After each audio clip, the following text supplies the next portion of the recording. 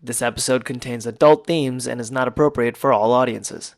Listener discretion is advised.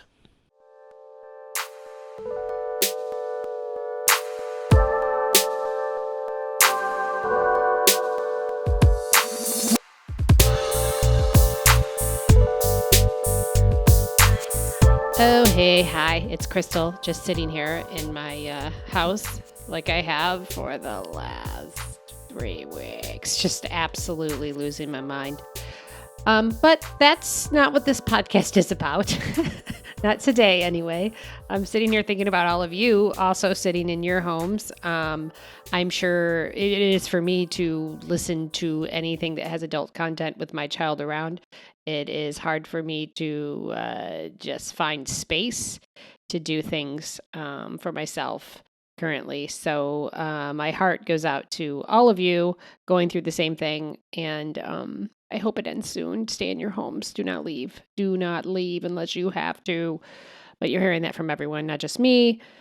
Sigh. Sigh. I hope those of you that are listening to this can just have a nice sigh. A big, long, exhausted sigh. But we're doing our drawing this week. So far, I have only a few reviews on Apple Podcasts, and that's fine with me. I don't care. I threw all your names in. So let's see who the big winner is. Here we go. Names are in the bowl. And I drew Mandy PDX. You are the winner. So I will be in touch with you and find out what your size is. And I'll send you a Webelieveyoupod t-shirt. You're my first person in the world that'll be wearing it. It's so rad. It's so rad. Thank you so much for those of you who did the review. Really appreciate it. I'm going to get some more swag soon. And I'm still unsure if I should start a Facebook page for our community. Honestly, it's mostly because I just can't even imagine like managing it. I don't know what that looks like. What should we do? You know? I mean, I can tell you that I've been thinking about one thing. I've actually received a few emails from people telling me their story, which has just been absolutely incredible, something I never would have expected. And I so appreciate people writing me and taking the time to do so. But here's a huge shout out to Sarah, who most recently wrote me her story. And thank you for writing me and all the correspondences we've had, Sarah. You're just an incredible warrior in the world, and I'm honored to know your story. It inspired me. I was thinking about starting a blog, maybe, where people have the option to share their stories, and it's a way for people to read those stories. We all have different mediums for outlets, and we take in information in so many different ways. And I just started thinking like maybe there's avenues for guest blogs and people that want to share in that kind of way. I don't know. What do you think about that? Would you have something you want to share, you think? I don't know. I'll start a social media post about it and see what we can come up with. I may just do it anyway. It's a great outlet for writing, and not everybody wants to be vocal about their story. And sometimes, not sometimes, writing's therapeutic and writing's beautiful. And maybe that's a way I can also share and connect with all of you. Today's episode, we hit 500 downloads like an hour after I released Lee, which I want to thank everyone for listening. I cannot believe that we're already halfway through. I cannot believe it. We're on episode 5, and we've got Dan Weber. So full disclosure, I used to attempt stand-up comedy. I was never a full-timer, but man, I really loved it. Dan was actually one of the first comedians I met when I started out, and he's exploded in comedy since then. And to this day, he makes me laugh so hard when he's on stage and when he's off stage. He's just one of those people that you meet in the world, and you know you are not going to meet anyone else like them. Dan also has a podcast with another local, hilarious, very popular comedian, Noriko Ott. Called What's More Metal. They describe it as two badass knife fighting, flail wielding, acid spitting, fire breathing, burnout comedians dig into the most metal shit in the universe. And that's literally what they do. Like they just take two topics and they talk about what's the most metal thing about those two topics. It's hilarious. So I'll put a link up on our website for that. So here we are, Dan. So I just want to I want to prep you all for what you're about to hear. A lot of the abuse that Dan has went through and a lot of the trauma that he went through, he does perform on stage. Watching him on stage is just remarkable because he goes places where not many people go at all. And his dark, deadpan delivery about what happened to him can be sometimes really hard for people to hear. And this is actually why I wanted to have him on so bad. I mean, it's imperative that we give space to all the people and the things that they went through, right? So the time to lean in is right now. And even when you don't want to, but it's important to understand how a person is shaped because of their trauma and how it affects our society as a whole. Dan is not someone that likes to be a hero of anything. You'll hear that in his voice immediately. He doesn't even want to be the hero in his own story. I'm pretty sure of it. Well, maybe comedy. He would probably like to be the hero of all comedy. And I know he's going to cringe when I say that I think he is brave. That's just going to make him want to throw up. I say that he's brave. Please know that through all of this trauma and everything that he's been through, there's pathologies that have been created, right? And we're here to listen deeply to each other's stories to have a better understanding of our community and how we all work in the world together. So now's the time to lean in. It's imperative that we take some time and one of my favorite things about Dan is the fact that his ability to be raw and honest and to the point where it kind of almost makes you uncomfortable. Like, we need more people like that. We need more people that aren't going to sugarcoat anything. He keeps me on my toes. He keeps everybody on their toes. It's really weird. I was thinking about other things about Dan that are my favorite things, and one of them I thought of was how he can really, really. You probably hear my daughter upstairs. It's like what's one child? It's like a herd of elephants. I swear to God. Anyway, he can really his ability to admit when he's made a bad choice or he's done something that he regrets. He's like just says it. And I was thinking like, oh man, that would be really sweet to say, you know what? I love that how Dan can admit when he's wrong about something, which I really find endearing. But I heard his voice in the back of my head grumbling. And then I started reading all these Joe Abercrombie quotes. And then I started thinking like, oh my God, are they the same person? Because all these quotes sound exactly like Dan, which you'll understand after you listen to this. And then I'm like, have they ever been in the same room? Maybe Dan is Joe. Maybe Joe is Dan. And then ironically enough, I found a quote from Joe Abercrombie. I hope I'm saying his name right. Sorry, Joe, if I'm not. But it says, I have learned all kinds of things from my many mistakes. The one thing I never learned is to stop making them. So sounds like something Dan would say. So here we are, number 5. Again, this is a rough one. Stick with it. Stick through it because you'll hear the other side of it and you'll hear how Dan's ability to even function in this world is absolutely remarkable considering everything that he's went through and how things manifested for Dan and how when you finally do get the ability to tell somebody and you're not believed, how that can affect you for the rest of your life, And oh my gosh, I don't even know if I mentioned, I asked Dan who his favorite author is, and that's why I used Joe Abercrombie for that quote. I don't know if I mentioned that or not. So yeah, here we are, number 5. And again, congratulations to Mandy PDX for winning the t-shirt. Number 5, here we are. If you, when you find yourself having to hit pause, because Dan is very curt about what happened to him. He's very comfortable with it. Lean in.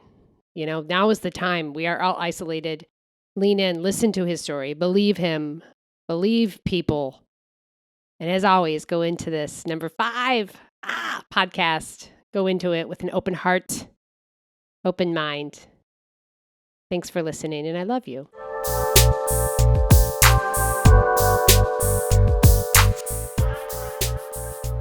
I grew up I spent my formative years in Tillamook, Oregon. Okay. So I was born in Hillsboro and grew up there for till I was 7. And then we moved to Tillamook I lived there from 7 to 17. Wow. So when you were born in Hillsboro, were your parents together? I was adopted. So no. I didn't know this. Yeah, I would. Oh yeah, for sure. I wasn't even adopted at birth either. It was about 3 months after I was born. Wow. I Because did not know this. yeah, it starts the life story of Dan Weber starts off bad, like from the jump, like terrible. Yeah. Because Yeah. I mean, honestly, like if you do the math, there's a good chance I was conceived in 1969 on Halloween, right? Oh. And my birth mother at the time would have been 16 years old. The birth father was much older. So the chances of that being consensual are maybe a coin flip. I think maybe 50% chance Yeah. that it wasn't just an assault, right? So then she gives me up for adoption. And then I'm born with a defect. I'm born with a genetic defect in my intestines where there's just a knot in my intestines, so I'm slowly starving to death.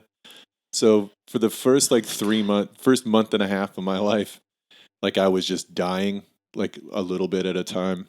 There was a family that was going to adopt me, and then they were like, you know what, this one's broken. Put him back on the list. We're going to wait for another. And honestly, like the only reason I'm adopted is because I'm white. Like if I'd have been any other color, I would have been in foster care forever. But because I was a white male baby, everybody's like, yeah, I want that one. Kind of the Porsche of adopted children. Mm-hmm. So I had surgery at like a month and a half, and this is a discovery I made about 3 years ago, and I've tried to talk about it on stage, and people are absolutely horrified by it. So I can't even make it. Only a very small percentage of people think it's as funny as I do. But when I had surgery, so from 1940 to 1987, they didn't think that infants could feel pain. So when they did surgery on babies, they would give them a muscle relaxer to paralyze them, but they wouldn't give them a painkiller. Oh my God. So I had surgery done on me, like essentially like night paralysis or whatever, you know what I'm talking about? Except with knives. Like there was a guy that slit me open and chopped out some of my intestines, Oh my God. clipped a chunk, sewed it all back together. Still have a scar. Oh my God. Wow. So that was my first human contact. Honestly, like I like for the first 3 months of my life, the only contact I had with people. Because nowadays, also, if I was a potentially adopted child now, they have people come in, like volunteers and so on to like hold the babies or whatever. 1970, they didn't give a fuck. No, They they're just- like, put it in the back seat. yeah, with no just put seatbelt. it, put it like, in the fucking carry it in the front seat. Yeah, like, yeah. They know, yeah, Yeah, nobody gives a absolutely. shit, No so- one does. That's crazy. Yeah, so then I a little while, like I was working on a joke about it, and it's a tough sell. Yeah. So I thought I would do some more research, right? And it turns out that up until 1940, they thought infants could feel pain. And then one guy decided he wasn't so sure. So he did a study where he would just poke infants with needles, and because they didn't flinch, he didn't think they could feel pain. Like this fucking psychopath. That doesn't even make sense because No, like, that in no way does that make sense. It's not a systems reasonable are not developed. Yeah, Like, of course they didn't flinch. They don't have muscle reflexes, Yeah, you fucking. yeah. So That- he just wanted to stab some babies, and then Yeah. he was like, I found a way. Yeah. So he did it, and then in 1987, this lady's preemie son died after surgery from trauma because the shock of getting surgery done on him was too much for his system. And then she found out, because she didn't know, they weren't telling people like, yeah, we're not anesthetizing your children.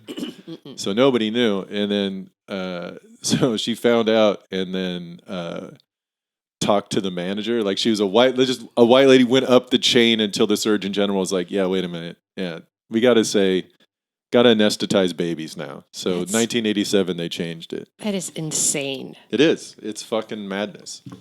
But This they is did. where we are. Yeah, I did a study. They did a study because doctors were like, in order to make themselves feel better, we're like, you know what? Even if they can feel pain, they can't form memories, so Yeah. it won't have any effect on them in the future. Yeah. Right?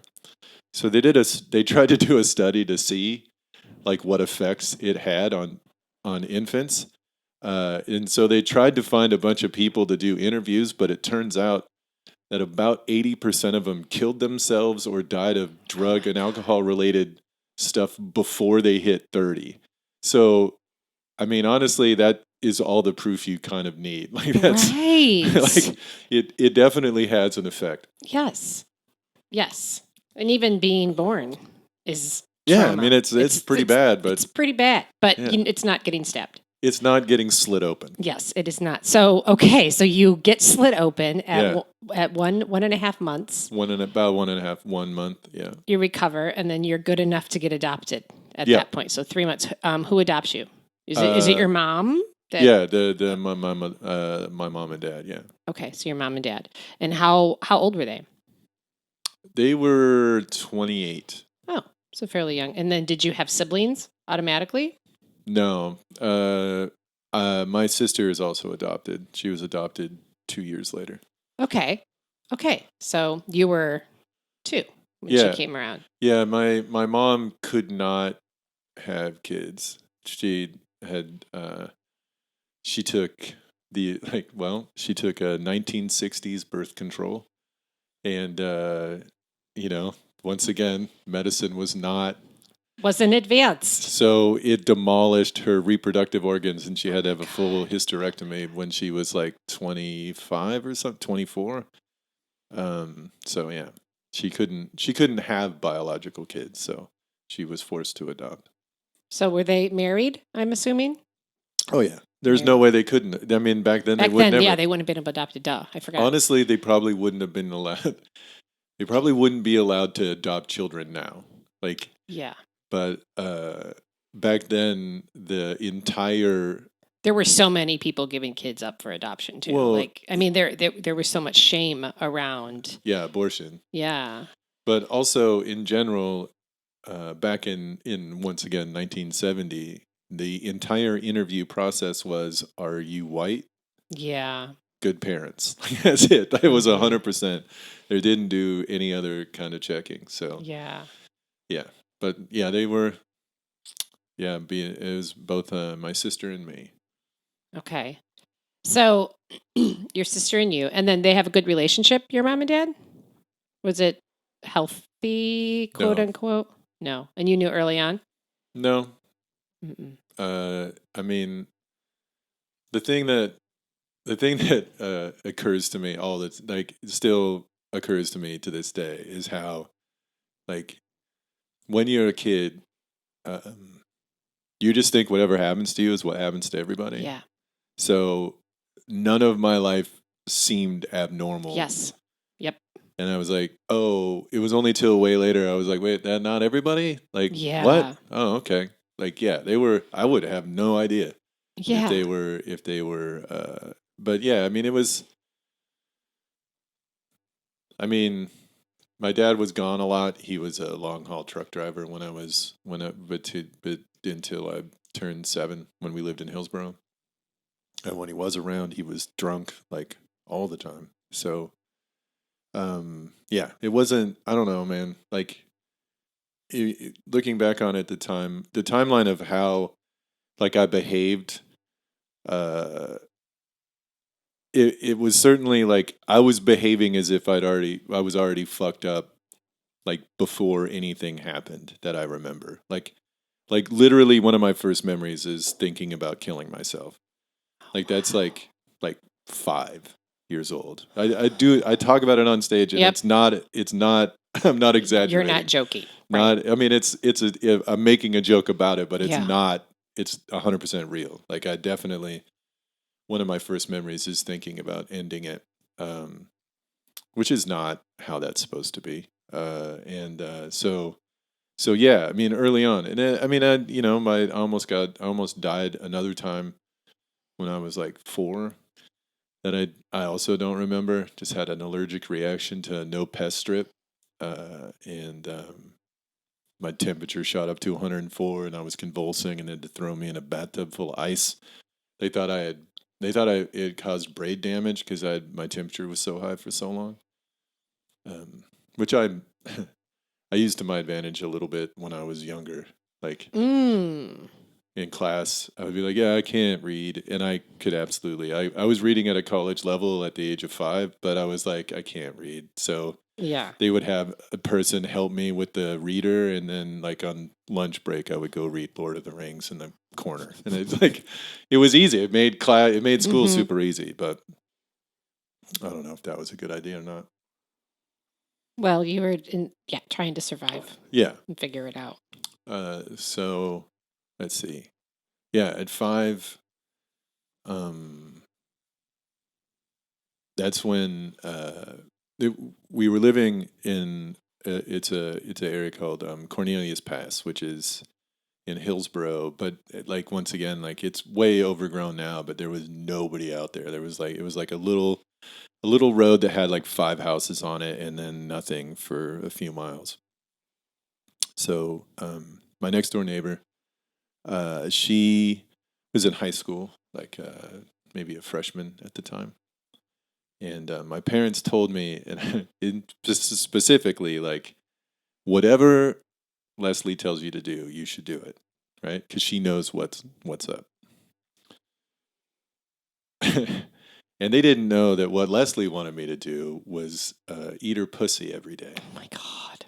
And how old were you when it first started? 5. Oh my God. 5 to 7. And here's the thing. Once again, much like everything else in life, you have no idea if it's weird or not. Yeah. So because I was told that this is a good idea, you should listen to what she has to say. And honestly, it was super fun. Like, it was my favorite thing to do. From 5 to 7, like, I looked forward to it. It was super fun. So, and I was good at it. Like, I was good enough at it that she brought a couple other people over to Oh my God. for me to. Now I'm going to start tearing up, and I'm sorry. Well, it's the thing that gets me about it all is that it's the lack of human contact and the lack of intimacy. You found it to be fun because it was intimate.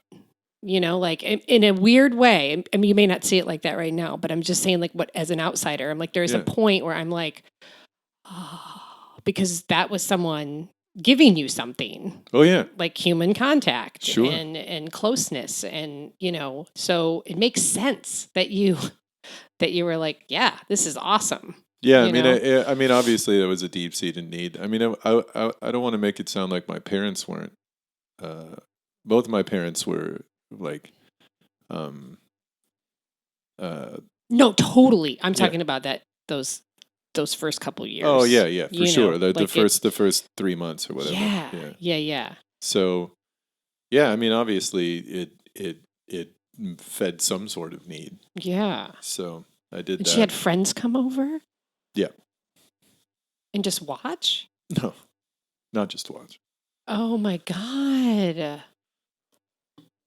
that's insane. Yeah, it was pretty crazy. For 2 years. 2 years. And then you move, which you were probably happy about, or were you distraught? She broke it off with me before we moved, and I was devastated. What did she say? She was just like, we can't. Like, we almost got caught a couple of times, which I didn't know. Like, she said it had to be our secret or whatever. I have no idea. I didn't know. I have any idea why. So she broke it off with me, and I was absolutely devastated. I do I do talk about this on stage, like all of this on stage. And as I put it in the joke, I didn't know that not every young man had a fuck Sherpa that took you to the top of Cunnilingus Mountain. Like, I thought, Yeah. I thought it was normal. And if I'd have known that she'd have gotten in trouble, Yeah. if they'd have found out, I would have blackmailed her to let me do it more. And so did you tell anybody at all when you were going through this? No. Not even like this cool guy telling? Like, no, because I don't know. 5 and 6 No, doesn't really. I mean, I didn't really. I mean, she told me to keep it a secret, And so you did. so I did. Wow. I mean, I didn't want to. I was afraid that other people would horn in on my action. Like, I don't want to let anybody know, in part because I was told not to, but also because, you know what, this is my thing. Like, you don't, fuck you. Yeah. This is, I just don't know, like part of the problem was that normally when somebody tells you they don't want to fuck anymore, you're like a teenager at earliest. So you're kind of psychologically prepared to deal with that. I had somebody tell me they didn't want to fuck anymore at the age of like almost 7. So I didn't have any way to deal with that at all. So it was just like, yeah, it was fucked up. It was devastating. Pretty devastating, yeah. Did you tell anybody then? No. So you kept that heartbreak to yourself? Sure, yeah. Wow.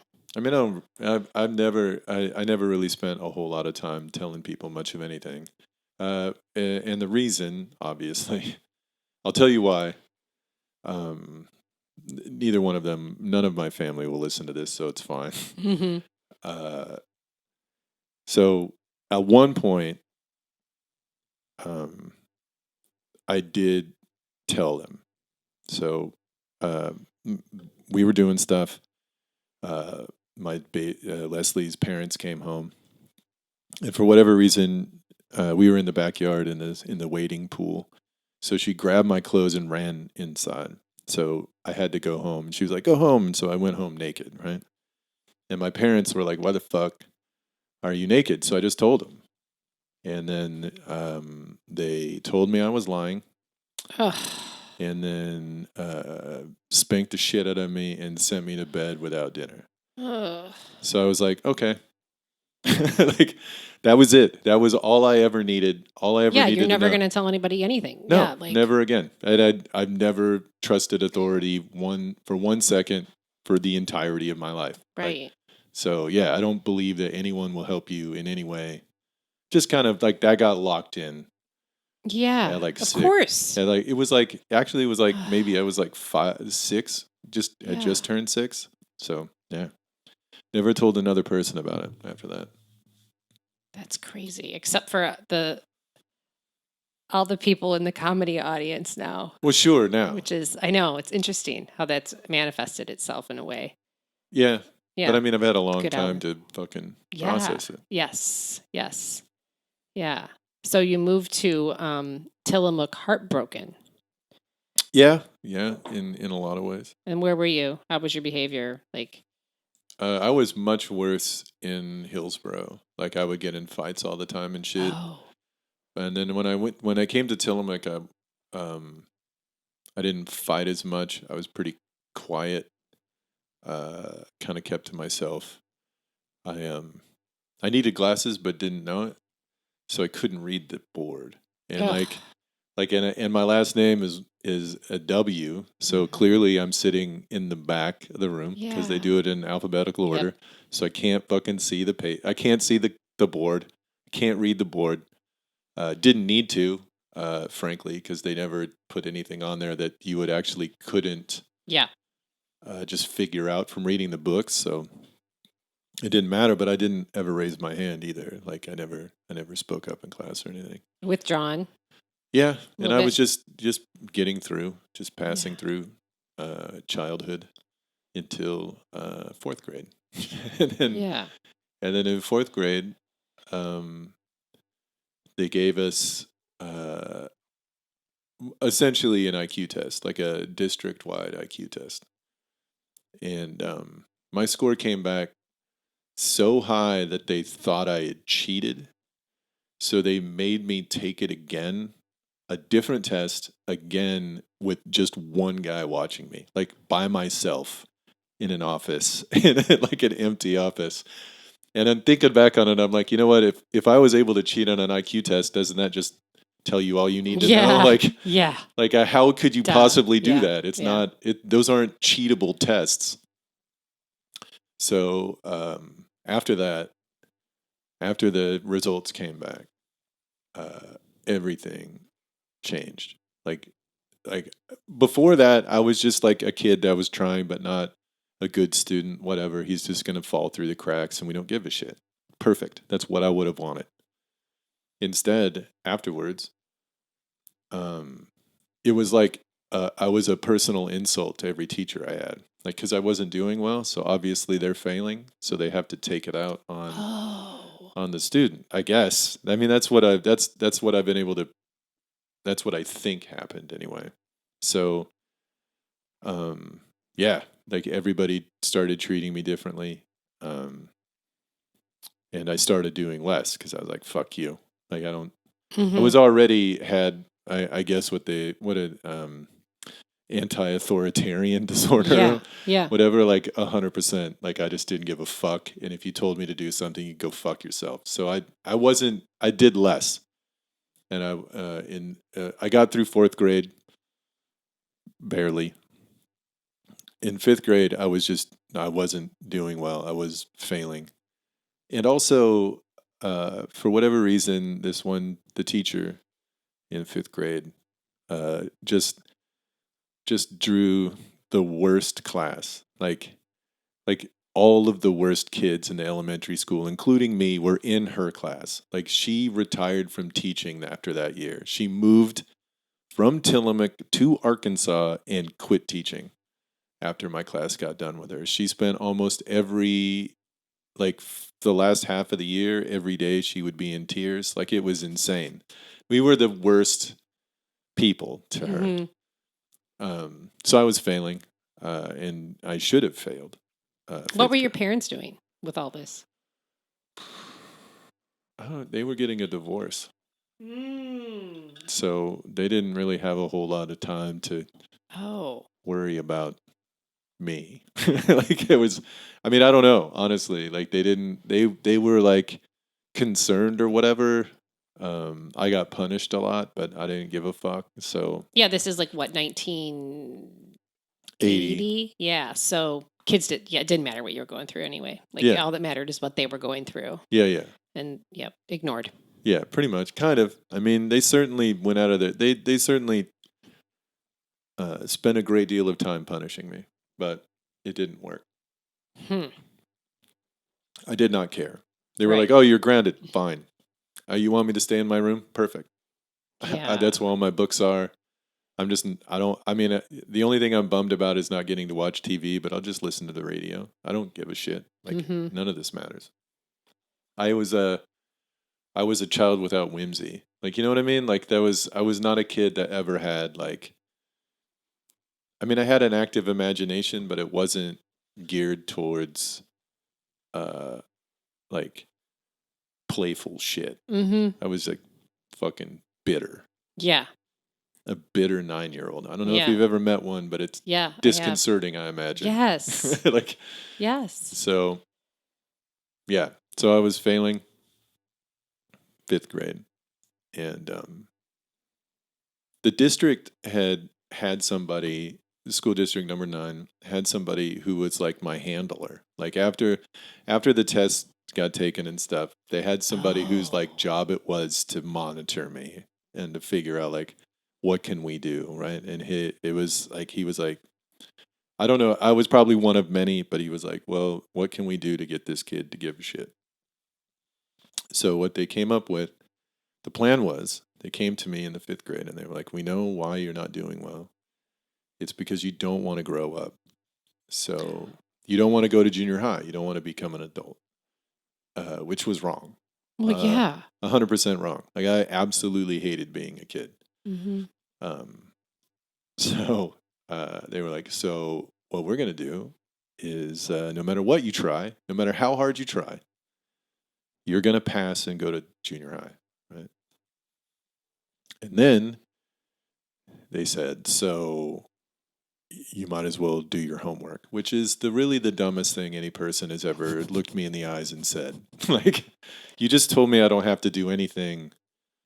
Why would I? Yeah, so you better do your homework. Yeah, what the That fuck? doesn't even Like, make if I'm as sense. smart as Yeah. you think I Yeah. am, you just told me I could do nothing, right? And I didn't. And Yeah. I did an experiment. I didn't do shit. I signed my name to the top of tests and handed them in. Like, didn't give a fuck, and I passed to 6th grade. Oh my God. So I was like, perfect. This is easy. Like, I can do this. It's No problem. insane. Yeah. Well, yes. Also insane. Yeah. It's insane. Yeah. It honestly, like, if it hadn't happened to me, I would think I was making it up.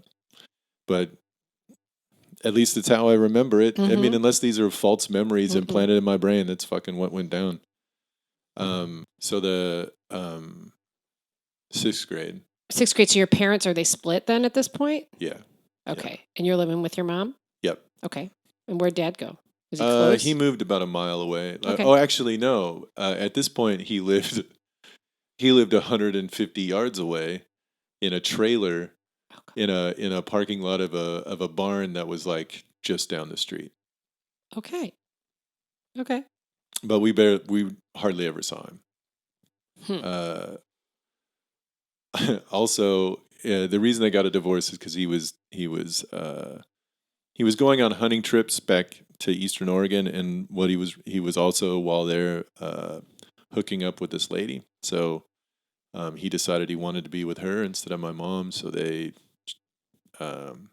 she was also married. The other lady was also married. So they both got divorces and moved in together.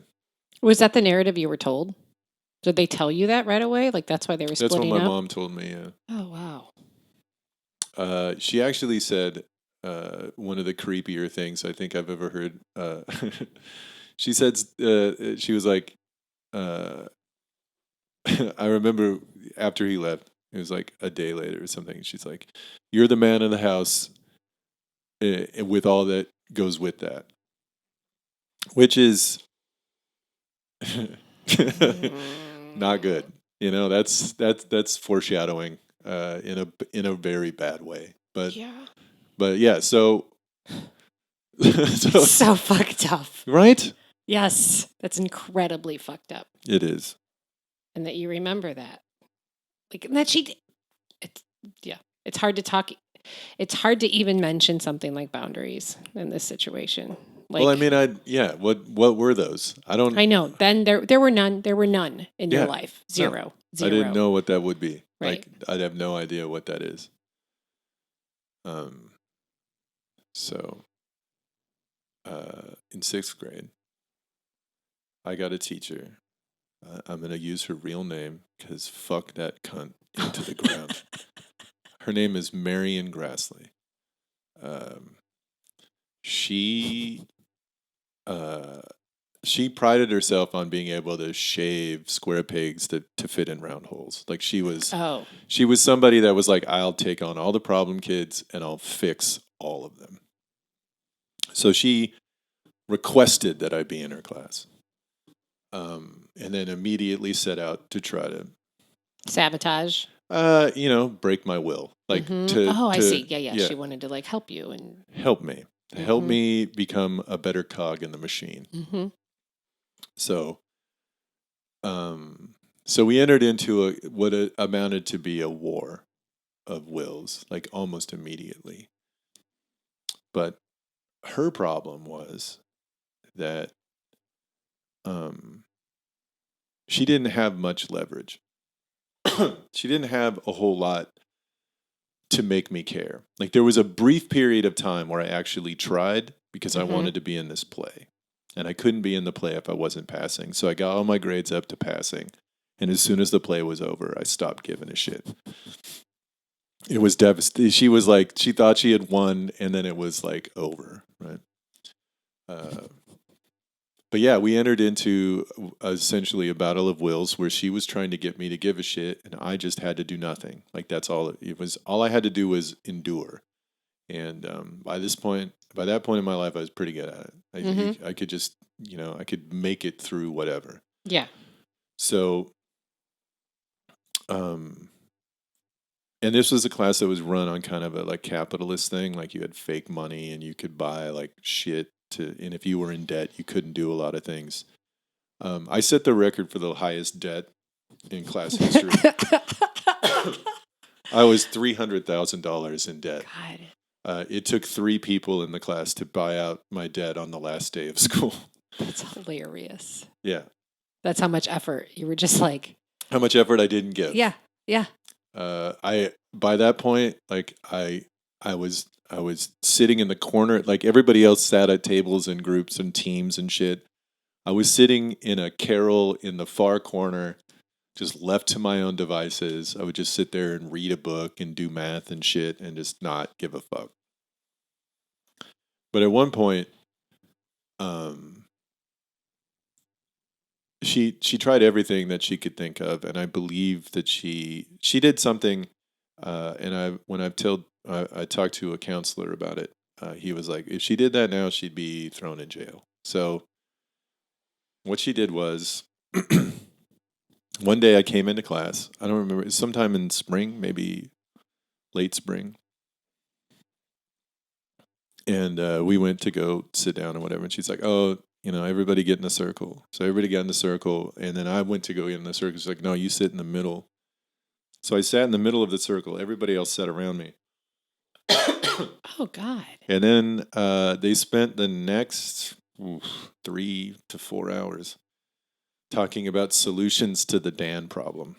Oh, my God. They went in a circle and tried to figure out what they could do to make me give a shit. So, oh, God. Those labels of like that you're a problem. right, of course. Like, what the fuck? Yeah. And everybody's ideas were fucking stupid. I remember just sitting there like, what, gold stars, stickers, what the fuck? Like, yeah. Pointless, right? So I'm just getting madder and madder as time goes on. And then finally, like after, honestly, I don't know how long. It might have only been an hour, but it could have just been 5 minutes and it still would have been too much time. Yeah. But it was definitely like more than that. It was between when we first arrived and lunch. That was the whole time we spent.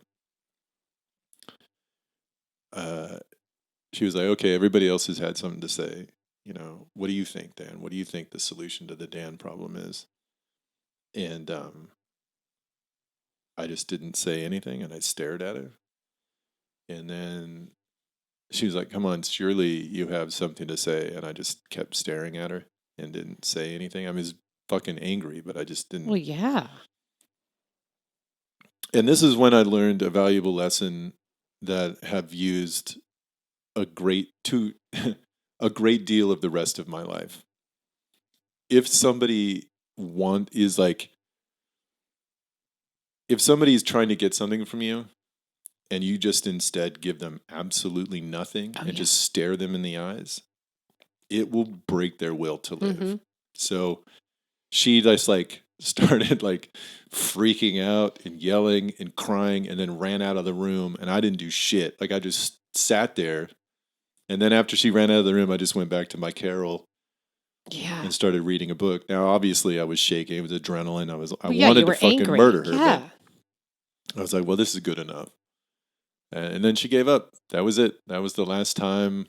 Wow. She's like, there is no solution to the Dan problem. Like, it was just gave up. And then I passed. I didn't do shit. I passed to junior high and just left all that shit behind. That is insane. Yeah, I spent every single day in detention after school. The other thing to keep in mind also during this period of time, my mom got a job at a place and she was working like 16 to 18 hours a day. So like there was no one around. Like you were completely on your own. Pretty much, yeah. Mm-hmm. I mean, and plus probably having to take care of your sister here and there. I made dinner and shit, yeah. See? Man of the house stuff. Yeah, kind of. That lasted for a little while. Till we moved to Hillsborough. She moved back to Hillsborough. I went for a little while, then moved back and came back to Tillamook to live with my dad to graduate. Because I was like a junior when we moved and I didn't want to do that.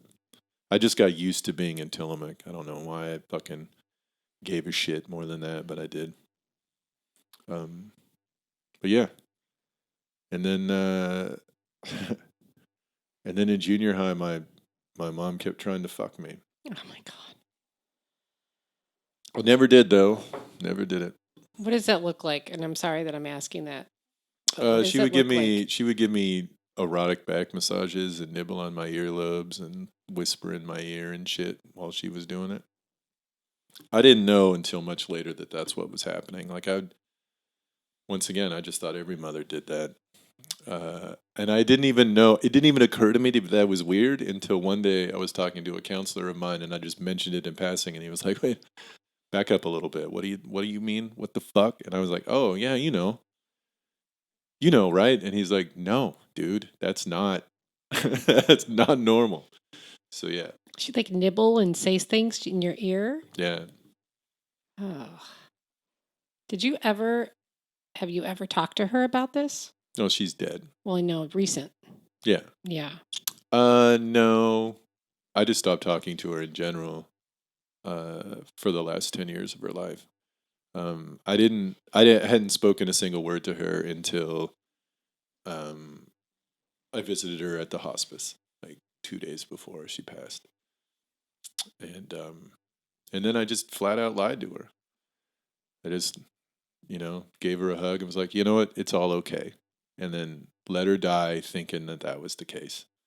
Because what's the harm? Like, it doesn't really hurt me that much, and if it alleviates her like suffering a little bit on her way out, that's fine. Like it's not like she's gonna find out she's dead. She can't find out now. Mm-hmm. So you can just you can lie to people who are dying all you want. It turns out just say whatever you want. It doesn't even matter. Like you could say anything. Like, Mm-hmm. oh yeah, I'm getting married next week. And it's like, oh Yeah.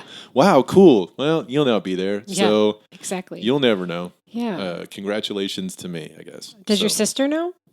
my sister? Does she know about the neighbor? She knows now, yeah. Oh. Wow. Yeah.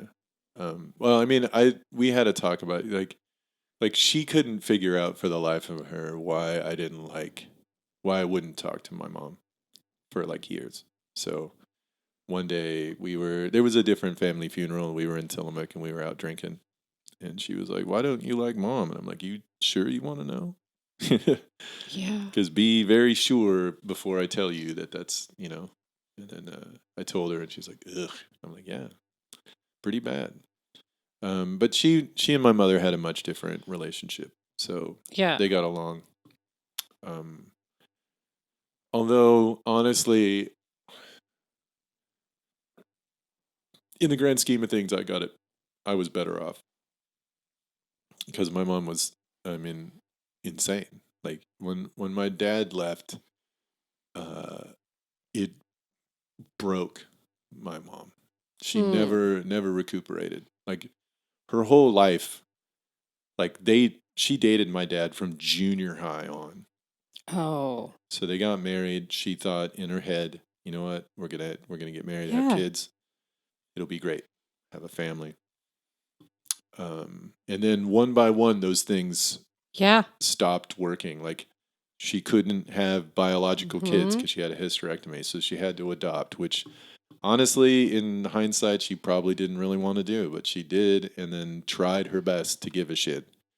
But probably, it's gonna. There's no way you don't remember that they're an adopted kid as opposed to a biological kid. That's just there's no way that you don't know. I agree. And also, I was adopted at 3 months, so I was basically like a huge amount of the Mm-hmm. formative time Mm-hmm. already happened. So my sister was adopted at 2 weeks, so that was a lot. It was like a lot more formative years with her and my mom than me. But yeah, she never recuperated. It broke her psychologically. Well, that's like an identity thing too. At that point, like that codependency on your dad, like that is how do you function without this person that you've been with since adolescence? Like Yeah. like I'm sure She never I mean, she got married again. he was, God, that guy was a piece of shit. Um, but yeah, uh, I'm pretty sure my mother had Munchausen syndrome. Like Oh. she would like hurt herself and then not do physical therapy so she could be crippled more. It was just shit like Yeah. that. It was fucking nuts. So you saw the decline after the divorce with that, or Not was as there? not. I mean, it was. Yeah, I mean, at one point, so I moved back to Portland. I left town. Uh, my mom was living in Hillsborough, and I was living in like Eugene and Bend, and then I traveled around for a little bit. But I moved back to Portland in part because you know, and this was like 20. I was 24. I was pretty sure my mom was gonna die within like a year. So I moved back to be in town when that happened, and then she just hung on for 24 more years or 23 more Wow. years, which I couldn't believe. But she was trying her best. Like she would just constantly hurt, crippled, taking too many meds, shit like that. Um, just not super functional person. Mm-hmm. Um, So you say that you think maybe you got the better end of the deal as opposed to your sister because of all that, the master manipulation that yeah, came with I didn't her. ever deal with it. Yeah. Yeah. I like so I didn't have much contact with her from like 24 to like 30, Mm-hmm. and then the my ex-wife was like, why don't you have a relationship with your mom? We need to have a relationship with your parents. So that she came back into my life for a little while, and then my ex-wife was like, oh, I see, Mm-hmm. we don't have to talk to her anymore. And I was Mm-hmm. like, perfect. So then I didn't talk to her like from Mm-hmm. 39 on. I didn't have anything to do with her Mm-hmm. until, well, 38 on, and then until she died. And essentially that is a boundary, Yeah. which is awesome that you were even able to do that. Oh yeah. I mean, I didn't want to have anything to do with her anymore. Like it was just nope. Yeah. You're a bad person. Yeah. But nobody else knows. I mean, that's the thing. That's the thing that is Yeah. so difficult because everybody else, as far as everyone else is concerned, literally everyone else in the world, this lady was just this nicest person. She was just sweet as pie. Mm-hmm. And then, yeah, I'm the only one that's like, nah. Like, she's a terrible human being, but whatever. She's dead now, so who gives a shit? It's still crazy. It is still crazy. And so your sister, now that she knew everything about your mom, does she know about the babysitter? Mm-hmm. Okay. That's nice.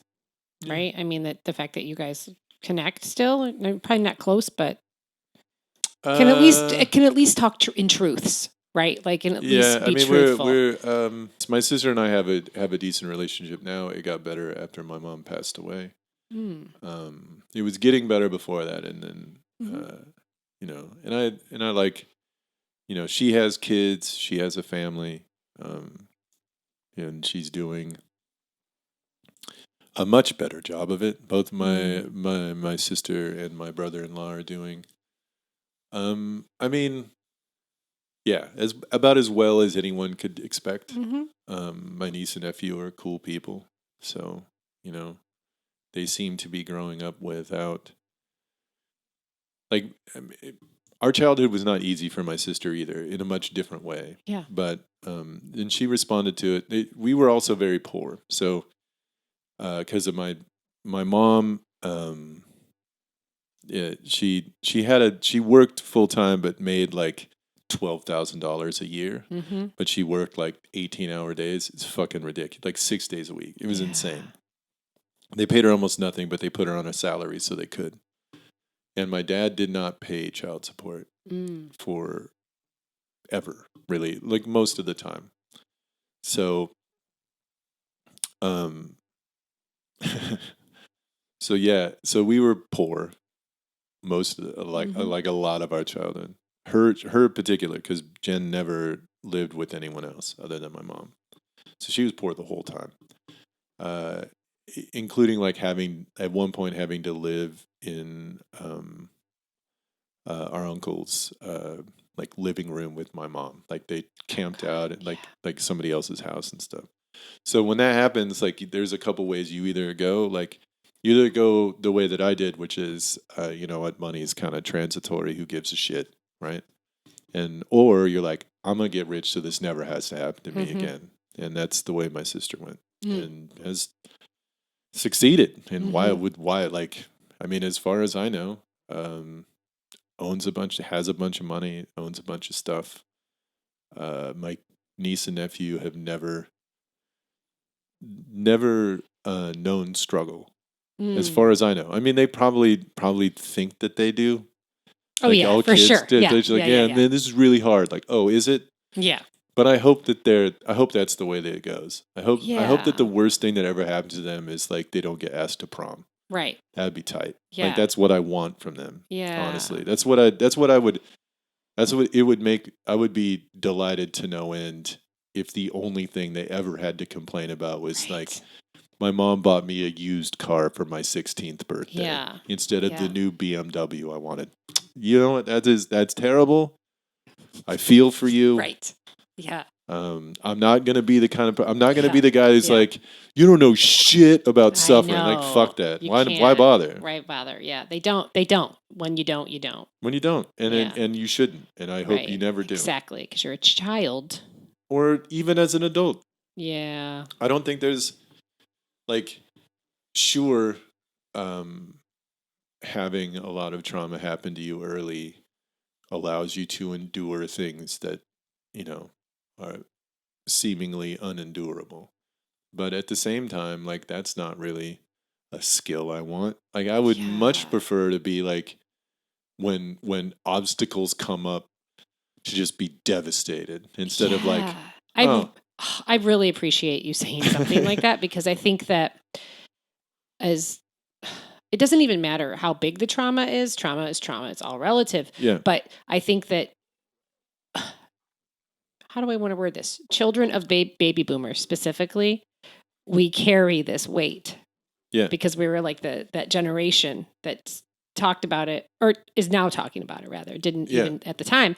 And we like to compare our traumas, and we still have this, like, our society has this weird, like, well, you know, she was assaulted by a stranger. Well, at least she doesn't know them. Like, it's that kind of comparison and just kind of disgustingness. And I feel that way so much so. And I've had so many people like disagree, like, well, trauma makes you stronger, and trauma you find your fighter, and you find yourself, and you find a way to thrive. And I'm like, how is survivor mode your whole life healthy? Like, how do you even have time to say, I'm going to follow? What is passion? What is feeling? Because you're just trying to go to the next thing. Yeah. You know, like, you're always in survival mode, and you never can, you're in it when you don't even know it. Yeah. Just day to day, you're in it. So a question I have for you, do you have anything like mental illness wise that you have been diagnosed with or you live with that you think is connected to your story? Oh yeah, your trauma? 100%. You do. What have you been? It is generalized dissociative disorder, and I have two. There's a bunch of flavors. One of them, the most extreme version, is multiple personalities that I don't have. The other one, the other two are like, I never feel real, right? It's hard to describe what that's like, but I live in a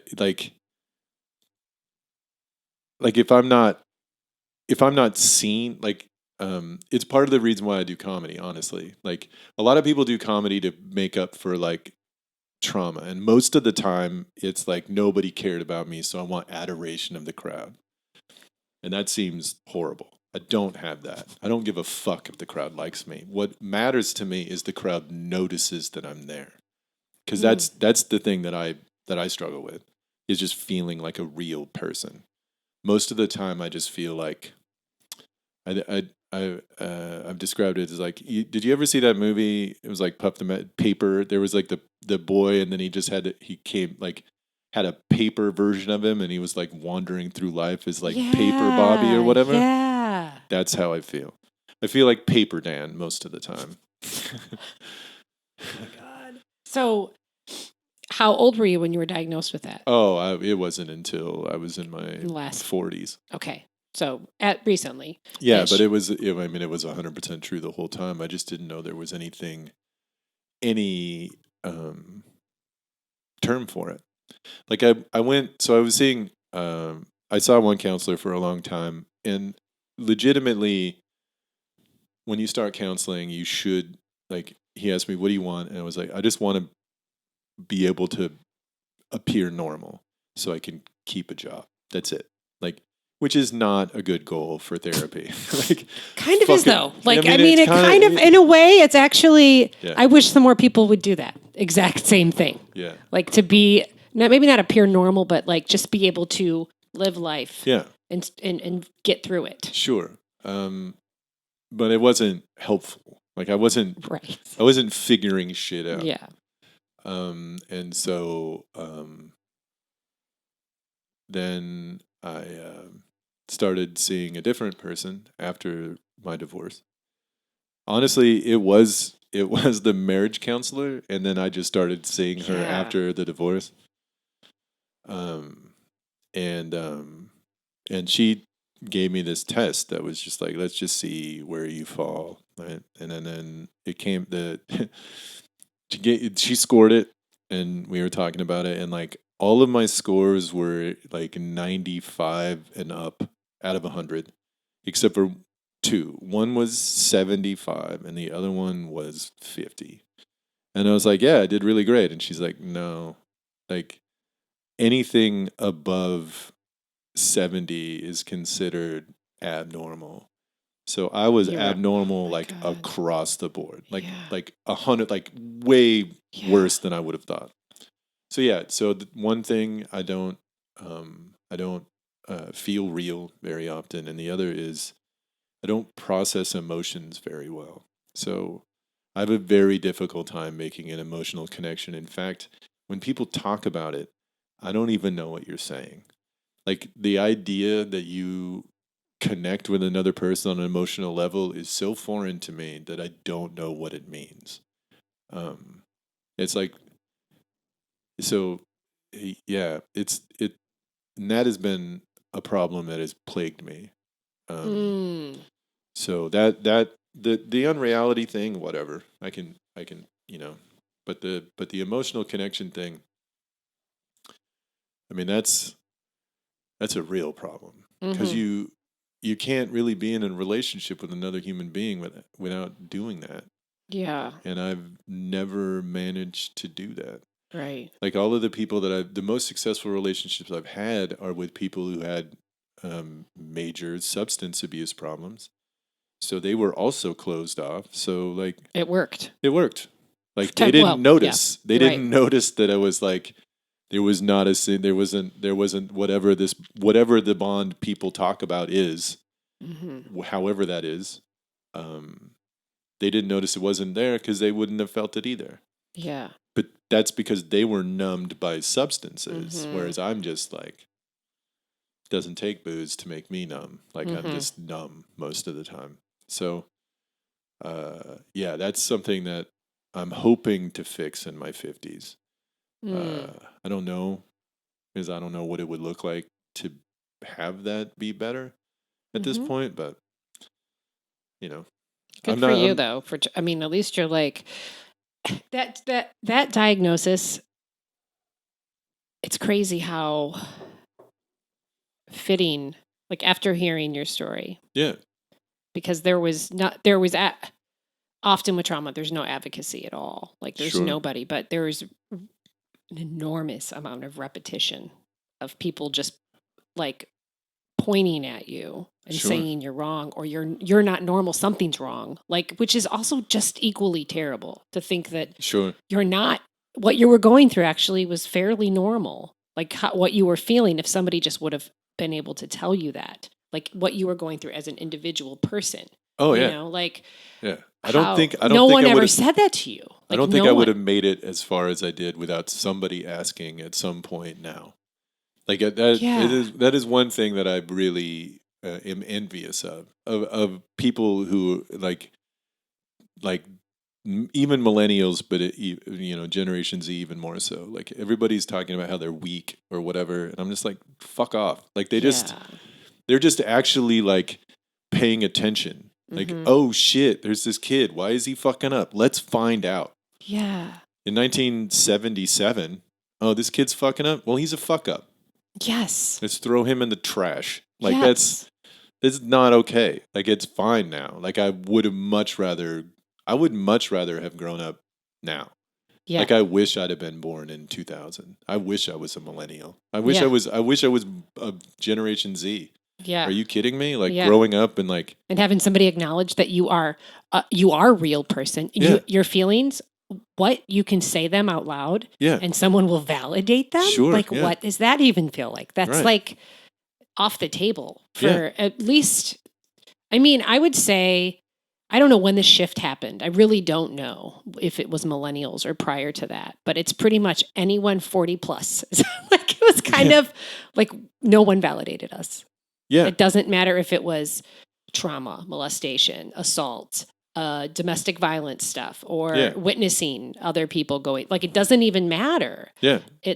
Nobody was going to listen anyway. Yeah. Like or say. Well, let's take care of this. I mean, I'm sure that's probably not true. There's probably a few people that were raised into functional families and had figured families cared. There's got to be a few, right?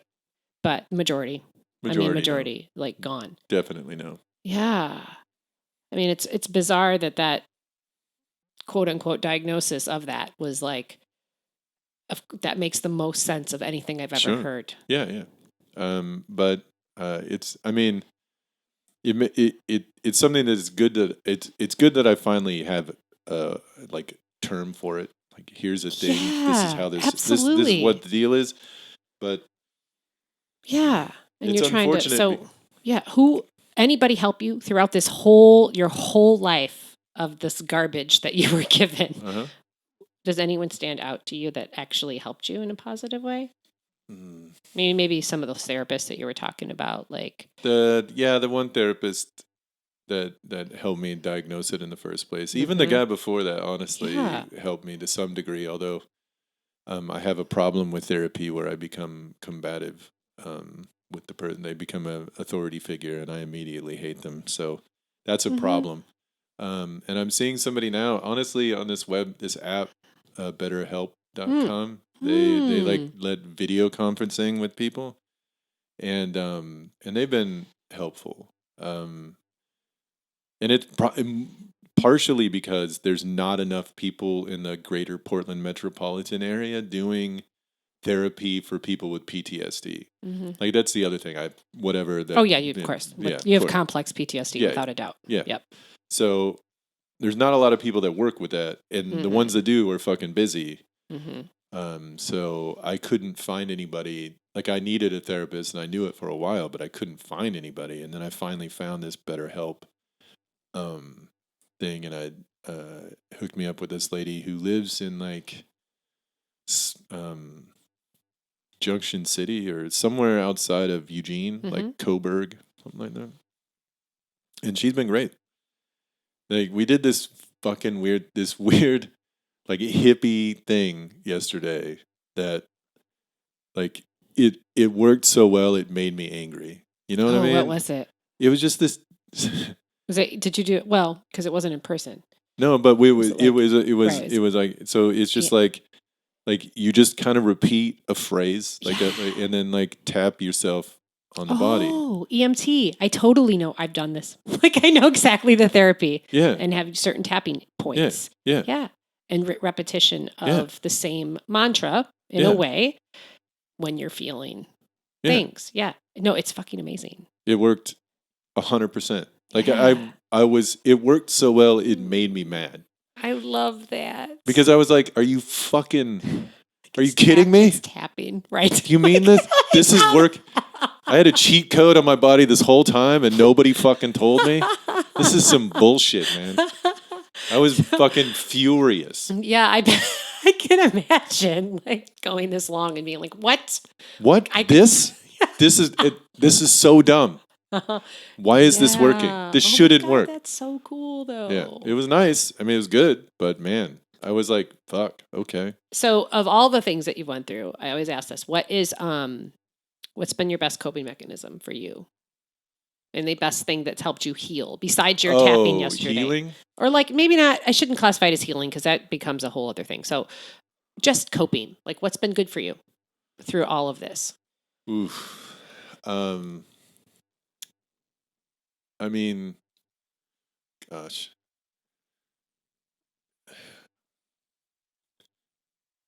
I wouldn't say that I've even really coped with it well. Like I wouldn't call it that. Like I wouldn't say that I've been dealing with it well.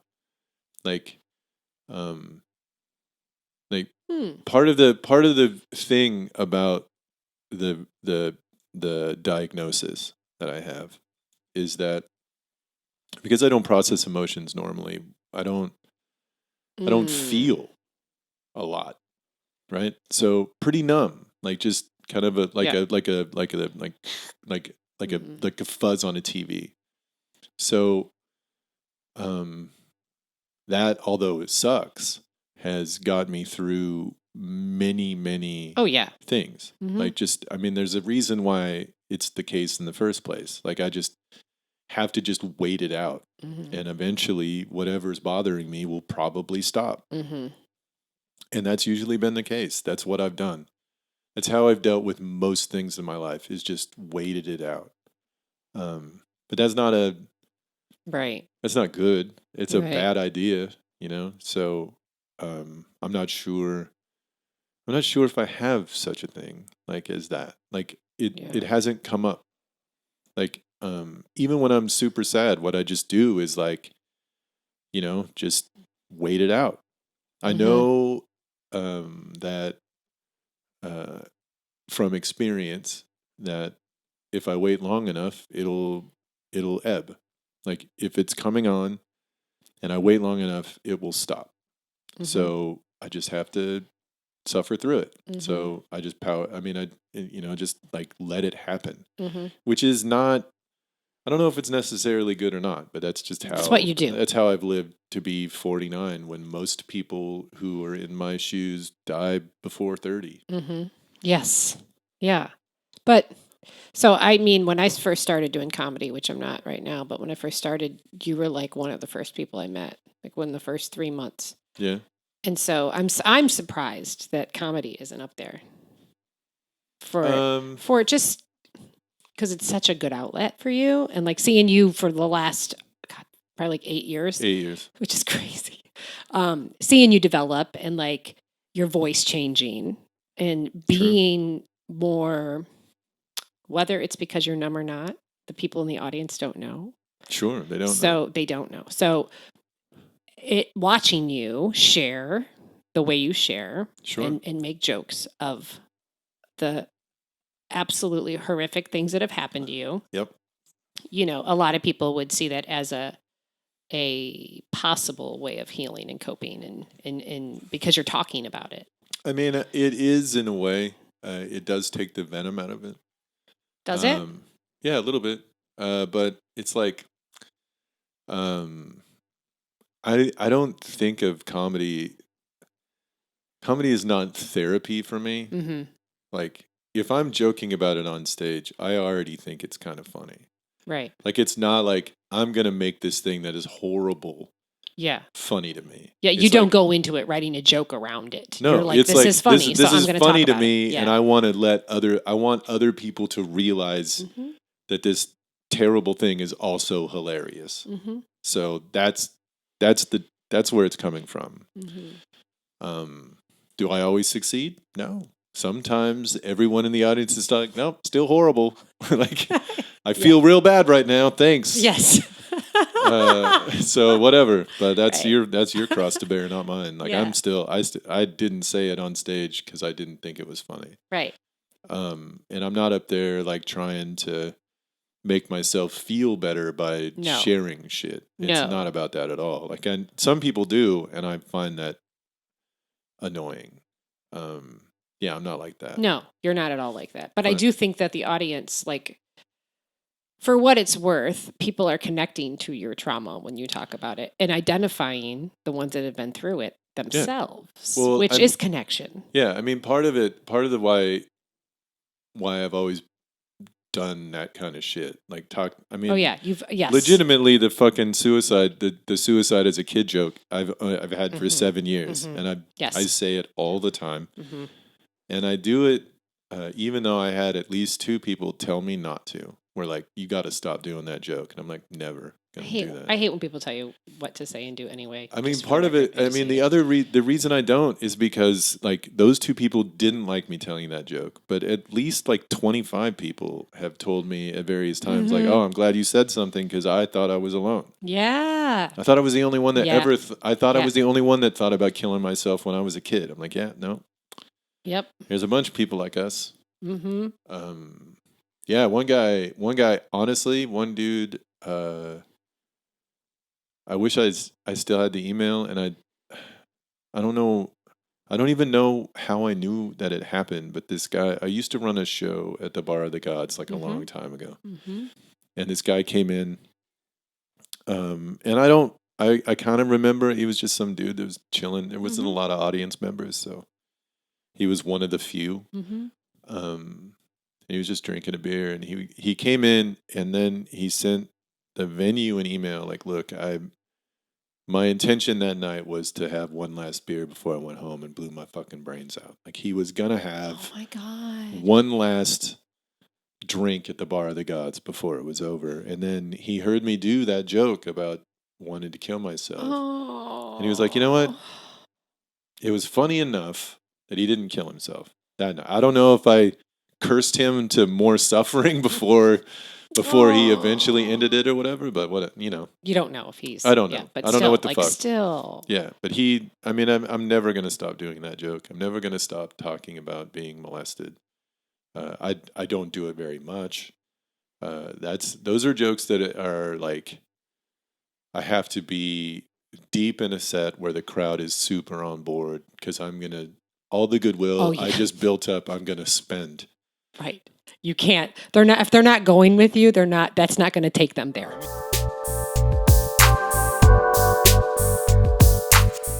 Oh wow. Oof. I hope that you're all okay out there. I know that this one was hard.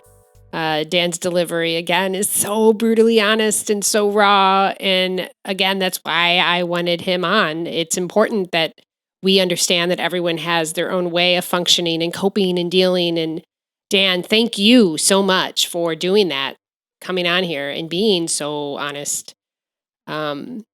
Please check out Dan's comedy. I'm going to be pushing some of it this week, so you will see it in the social media feeds.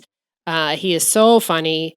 And, you know, he's been able to use, I want to say pain to purpose in a way, but I know that he's not necessarily trying to do that to be a hero, like I mentioned in my intro, but just he's found a way to live in this world with all of his trauma, which is so incredible. So thank you so much, Dan Weber. You're a freaking rock star. Please check out his podcast, What's More Metal. And he also has another podcast called Reading the Bible with Dan, which is also really, really funny. I'll have a link up to that as well. And for Dan's nonprofit, he picked Transition Projects here in Portland, Oregon. Transition Projects provides individuals with services, resources, and tools they need to end their houselessness, secure housing, and maintain that housing. They're absolutely incredible. They assist over 10,000 people a year experiencing houselessness. The homeless right now are finally being paid attention to, and I am very excited about that. It's sad that the virus is the reason why, but I am thankful that so many of the houseless have shelter right now. It makes my heart sing. I'm really hoping in this world that we can find a silver lining from what we're all going through, because honestly, what we all are going through is trauma together, and it's new territory for all of us in this generation. So, you know, I would like to request, if you are listening to this, just reach out to someone and say, I love you today. Like, pick up the phone and just call or FaceTime or do the things that you're more comfortable with, and just compassion, man. Reach out and say, hey, I love you. You're important to me, because it's a hard time for all of us. And that's the only thing we can do, right? Is just continue to spread joy. And it's perfect to fit with Dan, because that's what he does with his trauma. He spreads all of it around and he makes people laugh. And that's a pretty incredible thing for a human being to be able to do. And he's very good at it. So thank you so much for listening. And of course, and always, my nonprofit choice is Rahab Sisters. If you feel like giving a donation there, please do. They are in need. Everybody's in crisis. And I hope that you're okay. And thank you so much for listening. And I'll talk to you next week for episode 6. When you can, please find us on Apple Podcasts, write a review, rate us. We're on all the social medias, We Believe You Pod, Twitter, Facebook, Instagram, all the things. And until next week, lead with compassion, reach out, and I love you. Thanks for listening.